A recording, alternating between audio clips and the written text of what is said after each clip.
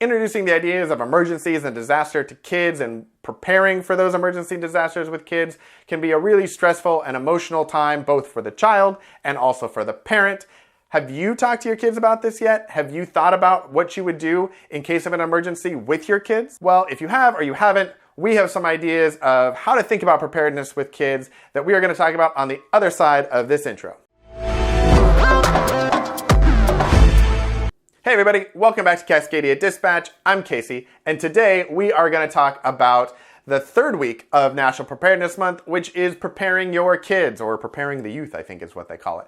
But it's preparing with your kids. If you haven't already, please go ahead and hit the like button, hit the subscribe button. We really appreciate it. It helps out with the YouTube algorithm and lets the channel grow, lets other people see the video. So again, right here, just hit those buttons, and that is really, really helpful. When I think about preparing kids for an emergency, there are three things I think about. The first thing is taking away the fear. The second is making it fun. And the third is instilling a culture of preparedness in them from a young age. So the first thing is taking away the fear. What does that mean? Well, when you're a little kid and someone's talking about earthquakes and fires and disasters and tornadoes and things like that, those can be really, really scary to a kid who doesn't understand what that means. So part of what this is explaining to them what those things are. Being scientific. I've told my kids exactly what a tornado is, exactly what an earthquake is, what that means for the earth and the air and how all that goes together, so that it's not just these, nebulous disaster, evil sort of things. They understand that there's some science behind it and they happen and they're just part of nature and it's part of life. We've also spent a lot of time with them on building their confidence and understanding that yes, disasters and bad things happen, but you can be prepared for them. And if you are prepared for them, they aren't as bad for you. So when we talk about all of our preparedness planning and all of our supplies and why we have that gives them the confidence to understand that yes, these things might happen, but our family is ready to handle it. We're ready to deal with it. We've done everything that we can. I mean, I'm sure there's lots of things that we can do that would be better, but as far as they're concerned, we've done everything we can to be prepared.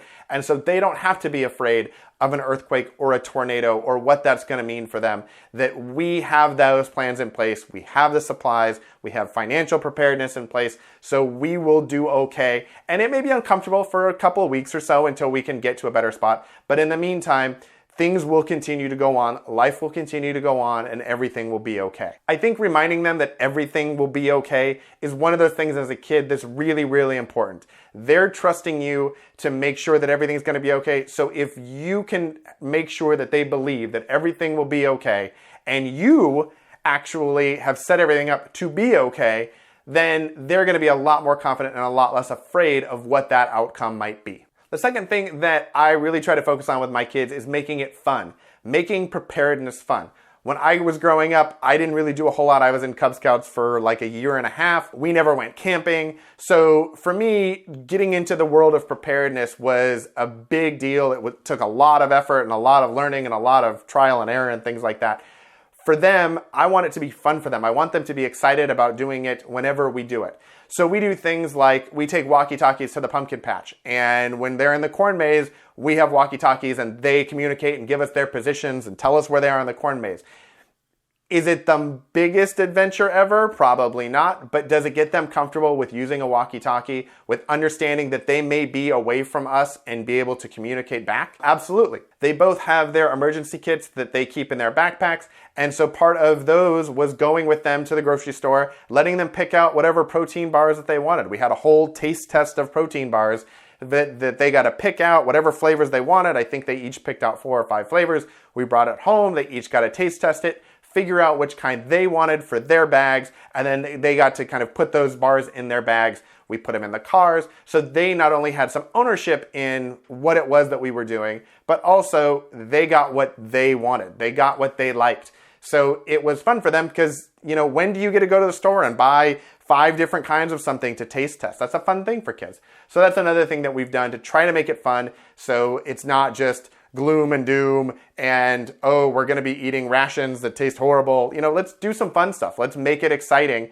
as disaster planning could possibly be.